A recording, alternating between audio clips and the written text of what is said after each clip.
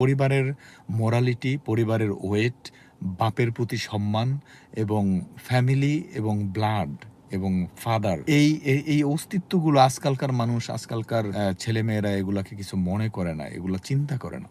এইজন্য আস্তে, আস্তে এদের কাছে সবকিছুই খুব মানে আপনারা চিন্তা করেন যে একটা দেশ, একটা রাষ্ট্র, বাংলাদেশ স্বাধীন একটা দেশ। এই দেশের রাষ্ট্রীয় সংস্থা, গোয়েন্দা সংস্থা, ডিজিএফআই বলেন, এনএসআই বলেন বা যত গোয়েন্দা সংস্থা আছে, এটাকে টেম্পোরারি রাজনৈতিক দলের বিভিন্ন রাজনৈতিক দলের নেতারা বা প্রিভিয়াস যারা ছিল তারা এটাকে ব্যবহার করতে পারে।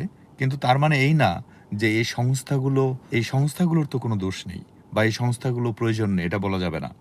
তো কারণ হলো দেখুন, ব্যক্তি থেকে পরিবার, পরিবার থেকে সমাজ, সমাজ থেকে রাষ্ট্র। আপনি যে কোনো পরিস্থিতির কথা বলেন। আপনি দেখেন করোনা ভাইরাস যদি হয়, আপনার যদি হয় একা, তারপরে আপনার পরিবারের হবে, তারপরে আপনার গ্রামের হবে, তারপরে রাষ্ট্রে ছড়ায় যাবে।